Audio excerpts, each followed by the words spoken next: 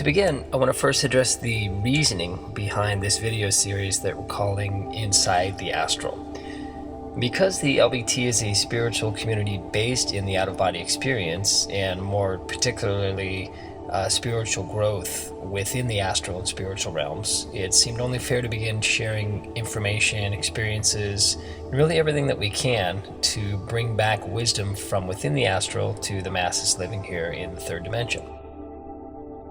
And to really pinpoint our mission here in a more refined manner, we want to give you the most accurate and advanced spiritual practices for spiritual growth within the astral. And we've seen so many entertaining and fascinating accounts from people all over the web talking about the thrills, the dangers, the entities, and the astral beings, and really the infinite possibilities from the out-of-body state. But our focus here with Inside the Astral is to both inspire and remind that astral travel is a privilege that can be used for immense spiritual evolution at any time, once the seeker moves beyond the initial thrills of the out-of-body freedom. And this doesn't mean that we can't have fun in the astral. It's definitely an infinite playground to enjoy and indulge in as well. But what must always be remembered, and the adepts would remind us of this, is that our spiritual evolution, the experience of inner gnosis and ultimately illumination, is what our soul constantly gravitates towards, and that the lesser needs of our earthly self, which we sometimes entertain while out of body, will eventually be overridden by this greater evolutionary process. Does that make sense? So, to be blunt, we will be focusing here on what the ancient adepts were so heavily interested in within the astral experience. We will be looking at much of what was taught in the Egyptian mystery schools. We will be examining and then utilizing a good deal of hermetic-based ritual, and ultimately utilizing the unshakable wisdom handed down to us from the ascended masters of the ages. Now, bear in mind that the bulk of this type of information has been carefully preserved by advanced spiritual societies over time. And for this very reason, the LBT was created as a modern-day spiritual society based in the Gnostic antiquities. It's sort of our privilege to be revealing and kind of take part in a renaissance of the often overlooked wisdom regarding spiritual evolution through the astral experience. Now, having said that, let's get right to the core of what we should be focused on within the astral. Again, this is primarily aimed for those who are able to already consciously leave their body, but that doesn't mean that anyone can't gain wisdom from this. And of course, if you're seeking to master the out-of-body experience and achieve astral projection at will, you can access our entire LBT curriculum as a supporting member by clicking the Join Us tab at lightbodytravelers.com. And it should be available to the masses now as well through Amazon for people who don't care to affiliate with any particular spiritual community, but still seek this form of illumination through the astral experience. And I want to make a point that the work is entitled Life is But a Dream, Illuminating the Self Through Astral Projection Mastery. And it is literally, by all means, a self-initiation path of study based in the three traditions of yoga, Kabbalah, and hermetics. So let's focus our attention on ancient Egypt for a moment. Now, in all of my research, I've found that among the many cultures who explored the astral at great length, there are two that really stand out to support our presentation here today. And these would be the Egyptian priests of Osiris and the Siberian shamans. Now, again, I don't mean to take away from the Indian yogis, the Cathars, the Essenes, or even the Sufis, the Taoists, the Kabbalists, Tibetan Buddhists, and so many others, but for our purposes of spiritual focus in the astral today, I'm going to approach the matter from the Egyptians and the Siberian shamans' account. Now, I want to begin by quoting Mark Amaru Pinkham here from the forwarding section of our Astral Projection Mastery curriculum. He talks here specifically about the meaning of the astral experience in the Egyptian mystery school path.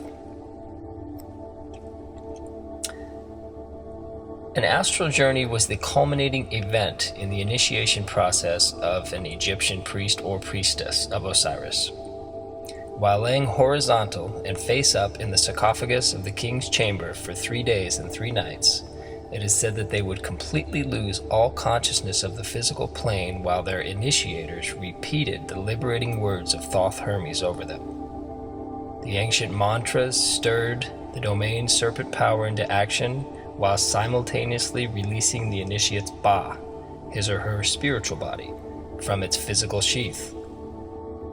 Soon afterwards, the aspiring initiate would find him or herself soaring above their inert physical bodies and up the ascending passageways of the king's chamber into the direction of the North Star, Alpha Draconis, or the constellation of Orion in the south. For many, this event would be the first time they had experienced the absolute freedom that comes from leaving their physical bodies and its limitations behind. Now, while soaring with perfect freedom in their disengaged Bas, they could fully comprehend the truth of their Egyptian mentors who had repeatedly inculcated that their spiritual essence was infinite and would eternally live on after their physical bodies had perished. And I want to go a bit further here. I share a powerful quote from Israel Regardie in his book, The Tree of Life. Most of you are probably familiar with this. It was recognized quite clearly, however, by the Egyptian theurgists, which were their priests, and in connection therewith, one is troubled by no vague theories or descriptions, for we observe that almost every yard of the so-called upper and underworlds, Amentet and Tuat, which are the two aspects, inferior and superior, of the astral plane, are carefully mapped out and their qualities noted. Not only so, but in some of the chapters of the Book of the Dead, each subdivision is described with precision for the benefit of the deceased, and incidentally for the theurgist, together with the names of the guardians and the watchers of the pylons through which the defunct soul had to pass in order to gain admission to some other of the halls of the kingdom of Osiris. Now, as I mentioned, there's a second culture of heavy influence in the explorations and mapping of the astral, and they are the Siberian shamans. And I want to quote Pinkham here once more from the forward section of our LBT astral projection curriculum. One final sect, and perhaps the most experienced in the astral realms, are the Siberian shamans, whose magical workings and healing vocations inevitably involved regular journeys to all astral dimensions, from the lowest to the highest. The shamans believed that most individual afflictions were caused by a part of a person's soul fracturing off and then getting lost in an obscure astral realm, so their work consisted of traveling to those realms and then escorting the lost souls back to its home. Thus, with so much experience behind them at the time of death, the shamans ostensibly encountered the least amount of difficulty when they died and astral traveled home. For many of these shamans, their final step would be the underworld realm of the Lord of Fire, which was a place they had undergone their first initiations into the shamanic path and then visited repeatedly in the years following. So, from the excerpts of both these authors, what's the common thread we see here? That's right, there are both higher and lower astral realms. Now, to clarify, to exist in human form is to carry a lower frequency, and we must be honest with ourselves that we are very much an integral part of the lower realms simply because we have incarnated into a human form. However, the pinnacle focus of spiritual growth is to refine our human and astral frequencies to reach a higher plane. So as we explore the astral, we can initially fulfill our curiosities and desires. Yes, astral sex, sure, if it's done with pure intentions, just like here on Earth, does not cause a negative karmic experience, nor does astral magic or manifestations if you're not conjuring evil or evoking shells and negative entities. Again, consider yourself a growing child in the astral, and all must be experienced through personal explorations, but spiritual growth is also inevitable once certain truths are realized through these experiences. So that being said, how do we raise our frequency within the astral to access the higher realms for advancement in spiritual growth? How do we ascend to higher planes of frequency to receive teachings from and be in the presence of evolved spiritual beings? Yes, you're right, if you guessed that there are a number of ways, but I want to share two specifically that I personally have utilized to directly interact with deceased adepts and my own holy guardian angel. And we'll talk about that just a little bit more.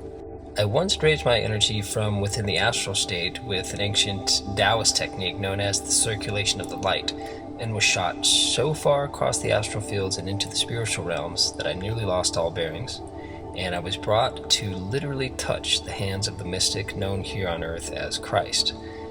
Now, truth be told, I haven't shared this bit with many, and for obvious reasons, so be clear that I'm not trying to flouse or brag here, but rather simply make a point.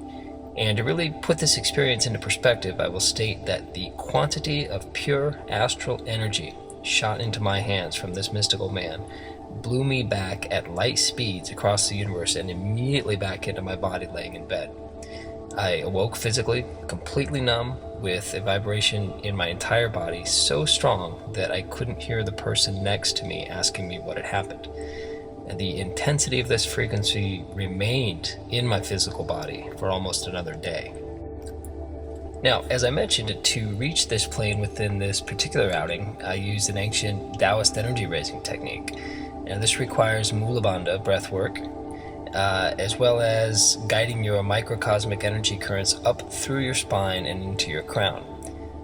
This is, of course, the circulation of the light, briefly described in the Taoist text of the circulation, or the secret of the golden flower, and that is also available on our website and throughout the internet.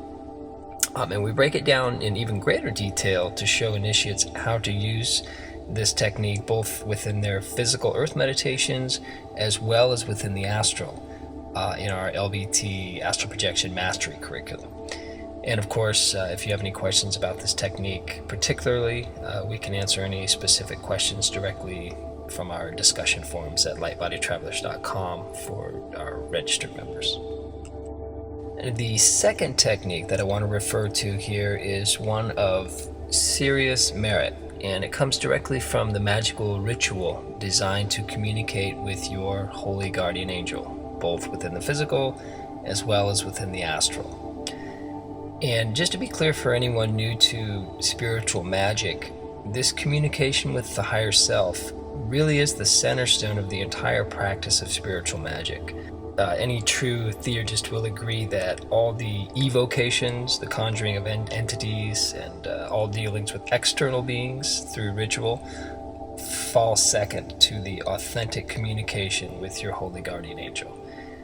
And this is why we've also made this the central focus of our LBT rituals and prayer studies for our advanced and unlimited members. Now, I want to be extremely clear here that this level of communication from your holy guardian angel, or HGA, is undebatably the clearest and most honest guidance the human psyche can receive within a life experience. So to briefly describe, within this particular ritual, after an intense series of elemental invocations within your magical circle, the practitioner is to begin erecting a spiraling silver cone to encompass their ritual circle. Now, as a note here, and this is how ritual magic really works, you need to be so familiar with these ritual sequences that you can perform them exactly the same way while in a dream, a lucid trance, or a fully conscious state within the astral. Now, most spiritual orders require the initiate to practice rituals 2 to 3 times daily for this very reason of repetition. Magical works are fascinating for the most part while performed in the physical, but when done identically within the astral, where all matter is manifested immediately by the focused will, the results are incomparable to nearly any physically performed ritual. Rituals performed from the physical plane do bear results, but within the astral, the effects are immediate. So getting back to our silver cone, once constructed, the individual is able to begin raising their awareness upward to the apex And this is where the conversation with one's HGA may commence. Yes, this all begins as imaginary when you initiate practicing ritual work. I get it. And years ago, I thought a lot of what many of you listening may be thinking, that this is all a fabricated experience and this is how people might drive themselves crazy. And honestly, if that's how you feel, I personally understand your perspective because it was once mine. But if you are able to cross over that blockage of fear and uncertainty, I sincerely guarantee that the astral, your angel, and above all, your immortality are most real, and you cannot escape any of these through childish fears and naive unawareness. Now, that may seem like a bit of a side note or even a little rant, but I do feel it's necessary to clarify on behalf of the many great magicians and mystics throughout our history who discovered personal truth at an intense level through the use of ritual magic. Well then, getting back to how this silver cone of the ritual works within the astral, when constructed in the very same way you first learned in the physical ritual, but now within the astral, you will find yourself immediately rising upward, often at extreme speeds. And you can be certain your higher self will be there at the top, waiting for you with open arms and a message. If you don't understand it, ask for clarification. You got to remember that this is yourself you're talking to, so don't be shy. In my first ever astral conversation with my HGA was nothing short of life-changing, and the amount of fear that I overcame in those few short seconds has put me on a path of immense spiritual growth.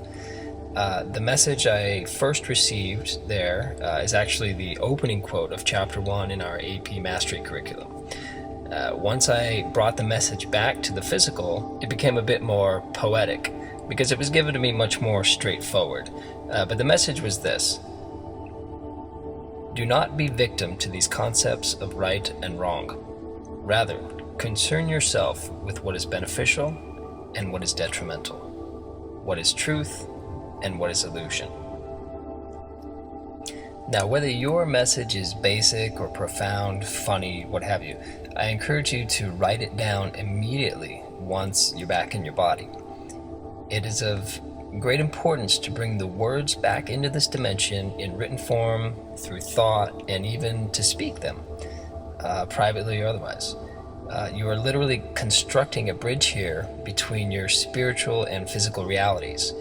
Don't sell the structure of this bridge short. Once you've constructed it, you can walk this path and enjoy an entirely new existence here through the guidance of your higher self. I cannot overstate how impacting this exercise of writing down messages has worked in my own life. And again, we have the precise details for this and a wide variety of spiritual magic rituals available for our LBT Advanced and Unlimited members. So let's leave our Inside the Astral conversation here for the moment, and we'll look forward to answering all comments and questions you might have. I also want to encourage all of you who travel the astral, whether a member of the LBT or not, to leave your own experiences in our discussion forums at lightbodytravelers.com. Our arms are wide open to all explorers and spiritual enthusiasts.